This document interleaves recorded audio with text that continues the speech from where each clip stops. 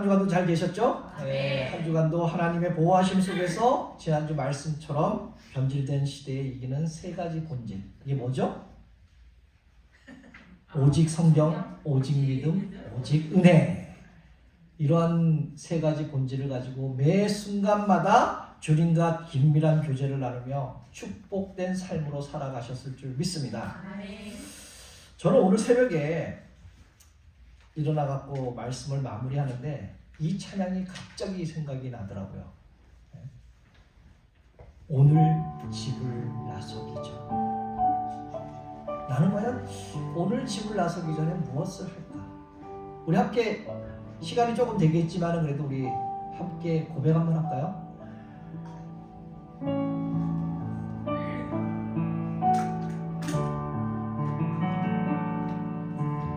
오늘 집을 나서기 전 기도했나요?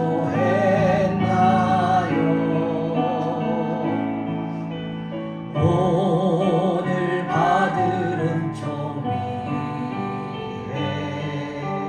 위에 마음의 분이 가득 찰 때 기도했나요? 마음의 분이 가득 찰 때 기도했나요? 나의 앞길 막는 친구, 나의 앞길 막는 친구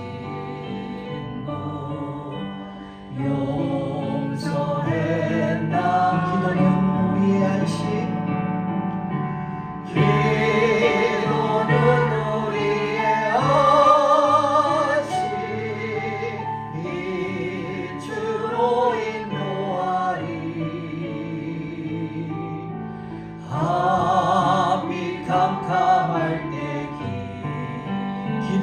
안식, 빛으로 인도하기에 앞이 캄캄할 때도 기도를 우리 하시라며 고백합시다. 기도는 우리의 안식, 빛으로 인도하리.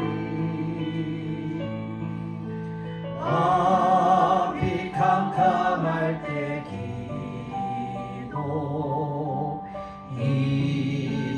마시오. 사랑하는 성도 여러분, 여러분 오늘 아침에 나오실 때 기도했나요? 여러분들 오늘 주일 아침에 예배를 오늘 이렇게 드리기 위해서 집을 나셨을 때 여러분들은 어떠한 마음으로 이곳에 오셨습니까? 우리의 고백은 마음의 큰 은혜와 기대를 품고 오겠지만 혹시 피곤해, 일주일의 삶에 피곤해서 그 삶에 쩌들은 몸 그대로 이끌고 무거운 발걸음으로 겨우 이 자리에 오셨을 분도 계실 것입니다. 어쩌면 은혜로운 표정으로 우리가 고백하잖아요. 사랑합니다, 축복합니다 라고 우리를 인사를 나누지만은 사실 우리 마음의 중심은 한 주간 세상에서 마주한 염려와 고통으로 가득 차서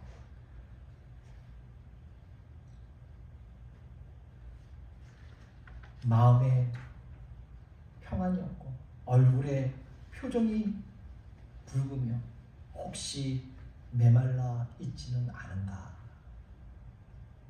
어쩌면 말씀을 들으면서도 문득 내일 당장 닥칠 문제를 해결해야 하나 걱정이 밀려오지 않으십니까? 혹시 아침에 내가 가스불을 끄고 왔는가 이렇게 또 세상적으로 생각하고 있지는 않으십니까? 이러한 사소한 생각들 때문에 온통 내 마음이 빼앗겨서 멍하니 앉아 있기도 할 것입니다.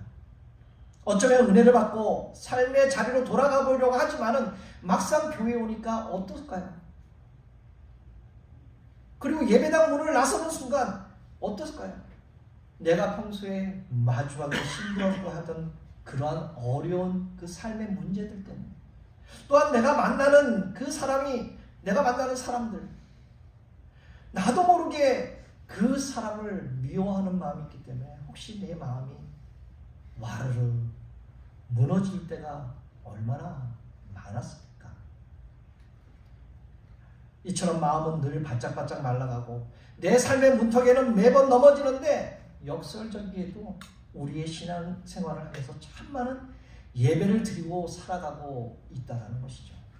먼저 오늘처럼 주일 예배를 우리가 매주마다 드리잖아요. 또 그리고 새벽마다 예배를 또 드리지 않습니까?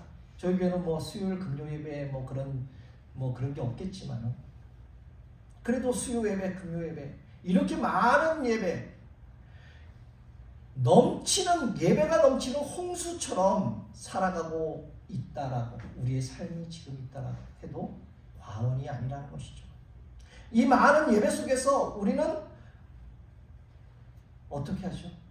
이 예배 속에서 늘 은혜를 갈망하고 있다라는 것이죠. 그런데 참 이상하지 않습니까?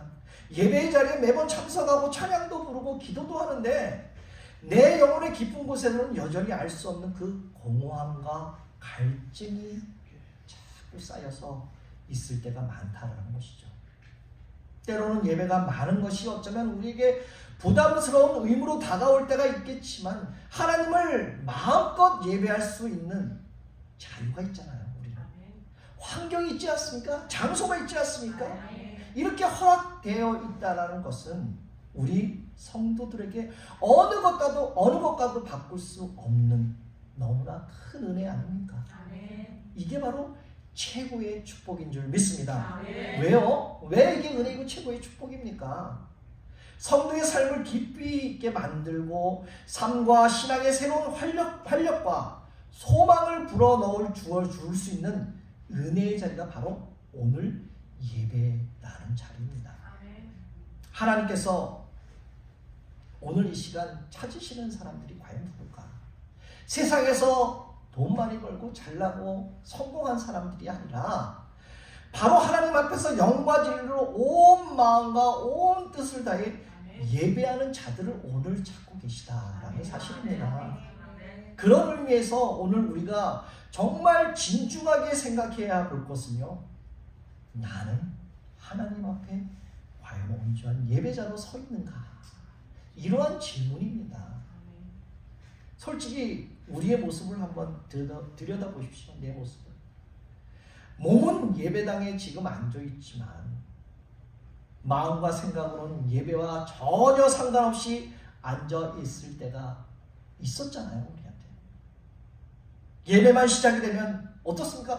이제 성령 충만 해야지 라가 아니라 예배만 시작이 되면 잠에 빠져서 예배가 끝날 때까지 주무시는 분이 우리 교회는 없지만 우리 교회는 없지만 있다라는 것이죠. 그리고 제가 예전 교회에서 잦은 실수를 제가 많이 했는데 어떤 분이 항상 그래요. 주보를 가고 왜 이게 틀렸습니까? 예배 시간에 주보만 봐요. 어느 토시 하나가 틀렸나 그런 분이 계세요. 예배에 집중하지 않고 온통 이런 곳에 집중하다라는 것이죠. 예배 때 들은 용서와 사랑의 말씀을 삶에서 전혀 적용하지 못하고 교회 문 밖에 나가자마자 평소에 꼴 보기 싫었던 그 사람을 만나면 어떻습니까? 나도 모르게 고개를 돌리잖아요. 맞잖아요. 안 그렇습니까? 그게 우리 현실이에요. 이게 바로 솔직한 우리의 연약한 모습이라는 것이죠. 우리는 왜 이토록 예배를 많이 드리면서도 영혼은 갈급하고 왜 말씀대로 살아낼 능력이 없을까? 오늘 본문에서 평생 불타는 듯한 인생의 갈증 속에서 고달픈 삶을 살아가던 그 한 여인이 있잖아요. 바로 사마리아 여인이 아닙니까? 우리가 너무나 많이 얘기를 들었잖아요. 이 내용에 대해서. 오늘 이 여인의 모습을 통해서 우리의 무너진 예배가 어떻게 회복이 될 수 있는지 함께 은혜를 나누고자 합니다. 먼저 그 지독한 기갈과 쓸쓸한 그 한복판에서 자신의 물동이 그 물동이만큼을 정말 생명처럼 꽉 쥐고 서 있던 그 여인의 물걸음, 그 무거운 발걸음을 오늘 7절에 이렇게 말씀하고 있습니다. 사마리아 여인 한 사람이 물을 길러 왔으니 예수께서 물을 달라 하신다. 이 여인은 아무도 움직이지 않는 그 대낮, 바로 12시죠. 그 12시면 얼마나 해가 쨍쨍 뜹니까? 최고의 그 온도 아닙니까? 날씨가 더운 거. 그 정오의 땡볕 아래 홀로 물동이를 메고 걸어왔습니다. 어디 그뿐입니까? 남편 5이나 바뀌게 되고, 지금 사는 남자와는 당당하지 못한 그 자신의 기구한 삶을 통해 사람들이 쏟아내는 그런 수건. 저 여자는 저래, 저 여자는 이래. 이러한 그 시선과 너무나 두려워 일부러 사람을 피해서 그 뜨거운 아무도 다니지 않는 그 시간에 물을 들어왔다라는 것이죠. 사람 눈을 피해 홀로 걸어야만 했던 그 척박한 우물길, 그것이 바로 여인에게는 아무에게도 말하지 못할 인생의 가장 아프고 가장 외로운 정오 12시였다라는 것입니다. 사마리아 여인이 오늘 우리의 모습이 아닐까? 바로 이 사마리아 여인이 오늘 내 모습이 아닐까? 그렇다면 여러분, 오늘 이 자리에서 하나님이 찾으시는 그러한 참된 예배자로 오늘 이 자리에 오셨습니까? 내 영혼을 살리는 참된 쉼과 생수를 이 예배 속에서 실제로 경험하고 있느냐라는 것이죠. 우리는 이토록 매주 예배를 드리면서 영혼의 갈증이 해결되지 않고 왜 내 삶의 무게를 이겨낼 그러한 힘과 능력이 없을까? 왜 그런 믿음이 없을까? 왜 들은 말씀대로 삶을 살아내야 되는데 그러한 삶을 살아내야 할 단 1%의 능력도 과연 왜 없는 건가? 그 이유가 있습니다. 왜 없는지 이유가 있어요. 바로 오늘 이 예배당 안에 앉아 있는 우리의 손에, 우리의 마음에, 우리의 생각에 내 결핍을 채워보려다가 가득 상처만 남은 가짜 물동이, 바로 세상의 물동이를 여전히 포기하지 못한 채 우리가 지금 꽉 잡고 있기 때문에 우리는 그 능력, 말씀대로 살아가지 못하는 능력, 내 삶의 무게를 해결하지 못하는 능력, 내 영혼의 그 갈증을 해소하지 못할 능력이 있다는 겁니다. 그 세상의 물동이를 잡고 있으니까. 사랑하는 성도 여러분, 내 손에 쥐고 있는 가짜 물동이를 던져야만 주님의 진짜 우물이, 진짜 생수가 보이기 시작되는 줄 믿습니다. 그러므로 오늘 이 우물가의 대화를 통해서 우리의 무너진 예배와 삶이 어떻게 근원적으로 뒤바뀔 수 있는지 그 정답을 강요하기 전에 먼저 내 자신의 지친 숨소리를 들어주시는 그 예수님의 은혜 속에 먼저 우리가 들어가야 될 줄 믿습니다. 아멘. 사랑하는 성도 여러분, 우리가 예배 속에서 은혜를 누리지 못하는 가장 큰 이유는 내 삶이, 내 일주일의 삶이, 내 하루의 삶이 그리스도의 삶이 아니고 세상 사람들과 똑같은 삶이래. 그런 삶으로 내가 오늘 이 자리에 왔는데 과연 하나님이 나를 쳐다봐 주실까? 그런 두려운 마음이 아닐까? 그러나 여러분, 성경을 자세히 보십시오. 사람을 피해 도망쳐온 그 쓸쓸한 우물가에 한 분이 먼저 와 계셨잖아요. 누구보다 못지않게 먼저. 바로 예수님 아닙니까? 예수님은 여인을 보자마자 너 왜 그렇게 살아? 너 왜 정말 이렇게 지저분하게 살아? 헛되게 살아? 당장 회개하라고 이렇게 다그치지 않으셨다라는 것이죠. 주님은 거룩한 하나님의 아들이라는 그런 자존심도, 유대인이라는 그런 민족의 자존심도 다 내려놓고 그늘 아래, 바로 그늘 하나도 없는 그 땡볕 아래 주저앉아서 여인에게 첫 마디를 건네줍니다. 뭐라고요? 물 좀 주겠니? 다른 말이 아니라 이 여인에게 나에게 물을 줄 수 있겠니? 이 한마디라는 것이죠. 정죄보다 그 곁에 앉아 눈을 맞추며 건네는 그 다정한 대화가 이제 시작이 되었습니다. 여인은 상처가 너무 많기 때문에 잔뜩 가시를 세고 쌀쌀맞게 이렇게 구절에 쏘아붙이죠. 한번 읽어볼까요? 당신은 유대인으로서 어찌하여 사마리아의 여인이 나에게 물을 달라 하나이까? 맞는 말이잖아요. 당시 유대인과 사마리아인들은 민족의 장벽으로 있었잖아요.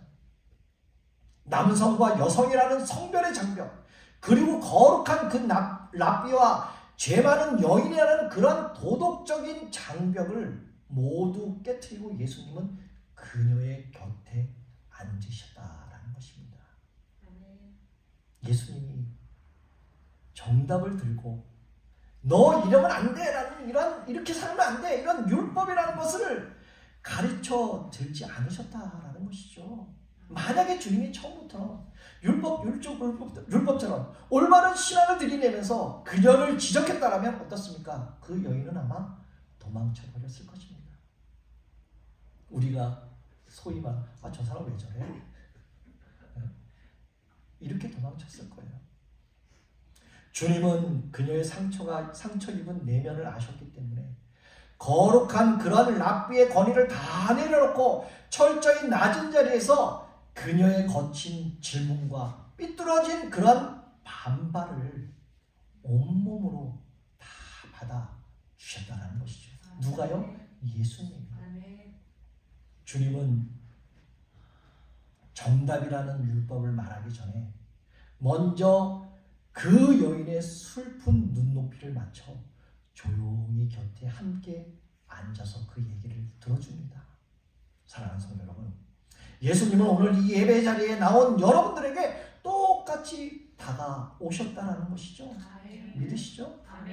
한 주간 삶에서 넘어지고 실패하고 말씀대로 살지 못해 고개 숙이고 앉아있는 우리에게 주님은 정죄하고 심판하러 오시는 분이 아니라 한 주간 참 고생했다.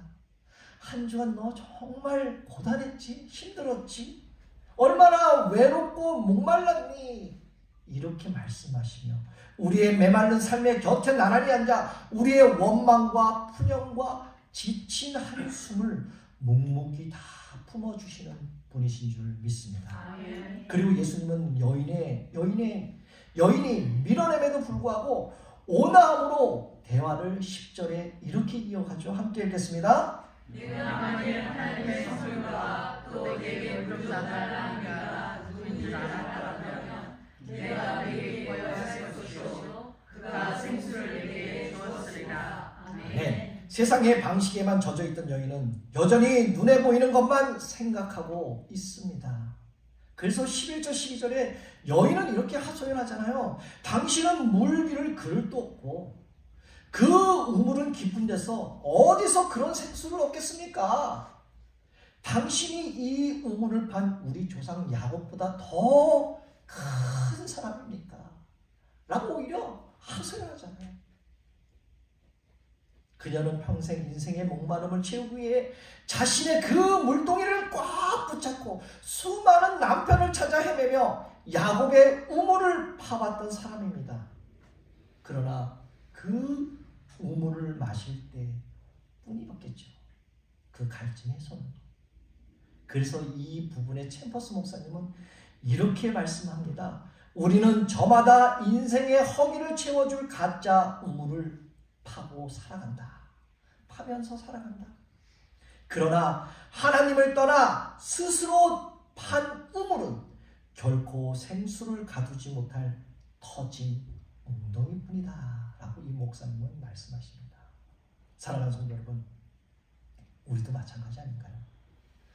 우리도 돈이라는 그 든든한 그 우물을 꽉 잡고 있지 않습니까? 미국 땅에서 성공이라는 그 화려한 그 우물을 우리가 지금 가지고 있지 않습니까? 타인에게 인정받아야 할 그 우물. 그러나 그것은 마시면 마실수록 내면에 바짝 타들어가게 하는 바닷물과 같다라는 것이죠. 이렇게 혹시 매주 그 가짜의 우물에서 물을 길러 보겠다라고 물동이를 움켜쥔 채 혹시 매주마다 예배에 오지는 않습니까? 주님은 오늘 우리가 미련하게 지고 있는 그 물동이를 바라보시며 말씀하십니다. 얘야, 애써 지어 가지고 있어봤자 결국 목마를 뿐이다. 이제 그 헛된 물동이를 내려놓아라 라고 오늘 말씀하고 있습니다. 예수님은 지금 그 깊은 공허의 우물 속에 빠져있는 허우적거리는 그 우리들을 건져내기 위해서 우리가 가진 뜻심과 방향의 과정을 기꺼이 함께 걸어가고 계시는 줄 믿습니다. 그래서 이사야 선지자도요, 세상의 가짜 물동이를 의지하는 인생들을 향해서 오늘 이사야 51장 1절에 이렇게 외칩니다. 오라 너희 모든 목마른 자들아 물로 나와라. 돈 없는 자도 오라. 너희는 와서 사 먹되 돈 없이 값없이 와서 포도주와 젖을 사 먹으라 라고 말씀합니다. 돈을 지불하고 세상의 우물에서 길어 올린 물은 우리를 곧 다시 목마르게 만들지만 하나님의 초청은요 어떻습니까? 값없이 거저주시는 그러한 참된 영원히 목마르지 않는 그러한 생수인 줄 믿습니다. 그래서 주님은 이제 인생의 근원적인 해결책을 선포하시죠. 13절과 14절입니다. 함께 읽겠습니다. 예수께서 대답하여 이르시되 이 물을 마시는 자마다 다시 목마르느니와 내가 주는 마시는 자는 영원히 목마르지 아니하리니 내가 주는 물은 그 속에서 영생하도록 솟아나는 샘물이 되리라. 아멘. 세상의 성공과 위로는 우리를 늘 목마르고 허기지게 만들지만 주님이 부어주시는 그 은혜는 우리 내면에 영원히 솟아나고 넘쳐나는 생명수가 된다라고 오늘 말씀에서 선포하고 있는 줄 믿습니다. 주님이 이 다정하고 강력한 말씀에서 마침내 이 여인을요 어떻죠? 마음을 활짝 열고 15절에 이렇게 고백합니다. 함께 고백합시다. 여자가 이르되 주여 그런 물을 내게 주사 목마르지도 않고 또 여기 물 길러도 보지도 않게 하옵소서. 사랑하는 성도 여러분, 이 15절에서 이 여인의 고백이 무엇을 의미하고 있을까요? 평생을 세상의 우물가에서 방황하며 잔뜩 가시를 세우고 예수님을 경계하던 그 여인이 마침내 주님 앞에 자신의 영적인 기갈과 무능함을 온전히 인정하고 엎드린 회개하는 그런 또 회복하는 눈물의 고백이라는 것이죠. 바로 이러한 고백이 우리 고백이 되어야 되지 않을까요? 바로 이렇게 주님 정말 목마릅니다. 이 여인의 고백이 아마도 이렇지 않았을까요? 평생 남편을 세우고 야곱의 우물가를 파보았지만은 여전히 목마르고 비천합니다. 제발 그 영원히 마르지 않는 생수를 저에게도 허락하여 주시옵소서. 라는 이 고백이 바로 15절의 고백이 아닙니까? 그래서 동일한 목소리로 목마른 우리의 영혼들을 위해서 요한복음 7장 37절과 38절에 이렇게 선포하고 있습니다. 함께 읽겠습니다. 누구든지 목마르거니와 내게로 와서 마시라. 나를 믿는 자는 성령의 이름과 같이 그 배에서 생수의 강이 흘러나오리라. 아멘. 사랑하는 성도 여러분, 그렇다면 이 영원히 마르지 않는 생수의 강은 도대체 어디서 터져 나오는 것인가? 바로 하나님 앞에 온전히 엎드리는 그 예배의 자리인 줄 믿습니다. 아멘. 하나님은 오늘 세상에서 성공하는 자를 찾는 것이 아니라 상처받고 갈급한 마음 그대로 들고 나와 영과 진리로 예배하는 자를 찾고 계시는 분이십니다. 아멘. 예배는 고통스러운 종교의 의무가 아니라는 것이죠. 내 곁에 조용히 다가와 앉아주신 그 예수 그리스도를 바라보며 내 심령의 주님과 온전히 연합하는 그러한 기쁨의 잔치가 바로 오늘 예배인 줄 믿습니다. 아멘. 그 예배 속에서 그 주님을 진짜 만나기 시작할 때 우리 안에는 하늘의 기쁨과 평안이 막 솟구쳐 오를 줄 믿습니다. 아멘. 그 생수를 마셔야만 우리는 삶의 자리로 나아가 말씀대로 살아낼 은혜와 힘을 공급받게 되는 줄 믿습니다. 아멘. 그래서 28절에는 복음 앞에서 마침내 이 여인의 영적 지각 변동이 일어나잖아요. 여자가 물동이를 버려두고 동네에 들어가서 사람들에게 외친다, 전한다 라는 것이잖아요. 근데 이 말씀에서 생수를 경험한 그 예배자에게 세 가지 변화가 있습니다. 첫 번째, 버려두고 들어가서 이르되라는 변화입니다. 그럼 첫 번째 버려두고라는 변화잖아요. 여자는 물동이를 버려두었습니다. 그동안 내가 하나님께 나가지 못하도록 나를 가로막았던 그 모든 과거의 생각들, 세상의 우선순위들을 주님 앞에 온전히 내려놓았다라는 것이죠. 그 세상의 물동이를 버려두고 내가 움켜쥐고 있던 물동이를 내려놓을 때 바로 그 자리에는, 그 빈자리는 바로 마르지 않는 주님의 생수가 채워질 줄 믿습니다. 두 번째는 들어가서에 대한 변화입니다. 여인은 사람들이 무서워 피해했던 자신의 삶의 자리, 그 바로 동네에 들어가서 당당하게 뛰어들어갔잖아요. 보라! 예수를 내가 보았노라. 그동안 하나님께 나가지 못하고 나를 가로막았던 모든 과거들과 생각들 당당히 버려두고 동네로 뛰어들어가 외칩니다.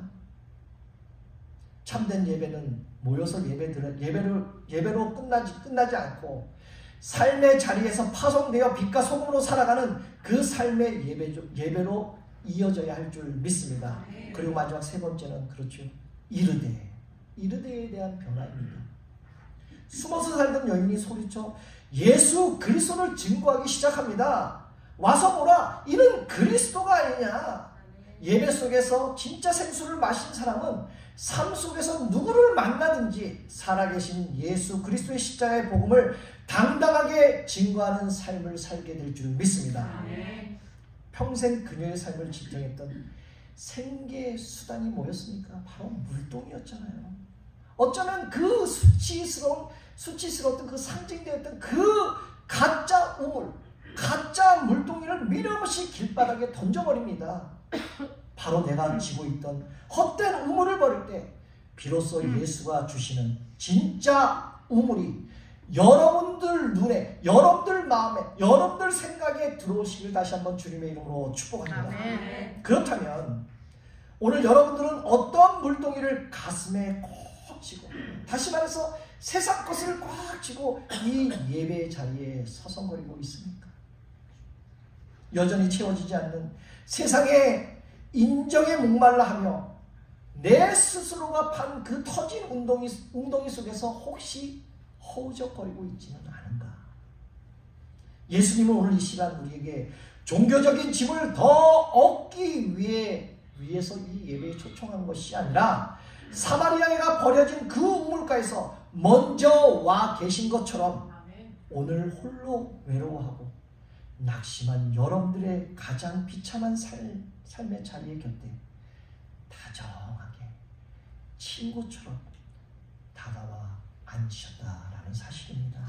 그리고 우리의 고단한 한숨과 아픔 질문들을 묵묵히 다 들어주시며 주의 음성으로 우리들을 이렇게 초청하십니다. 사랑하는 아들아, 사랑하는 내 딸아, 왜 아직도 마르면 없어질 그 세상의 우물가에서 서성이고 있느냐?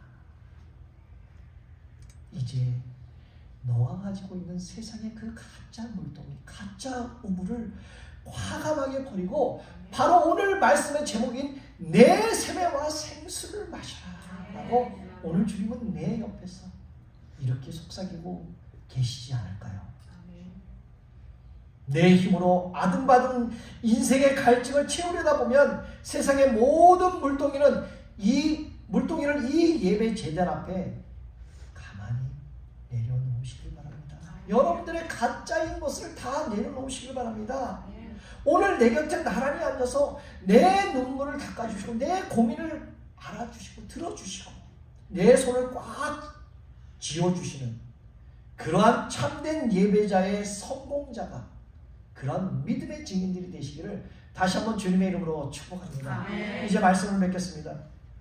사랑하는 성도 여러분, 주님이 부르시는 그 영원히 메마르지 않는 생명의 샘으로 다시 믿음의 발걸음을 옮기시기를 바랍니다. 그리하면 오늘 예배를 통해 공급받는 하늘의 생명수, 바로 내 세매와 생수를 마셔라 하는 그 능력으로 말미암아 다시 삶의 자리로 당당히 들어가 나를 구원하신 예수가 참된 그리스도이심을 담대히 증거하며 살아가시는 복된 모든 성도님들 되시기를 다시 한번 예수 그리스도의 이름으로 축복합니다.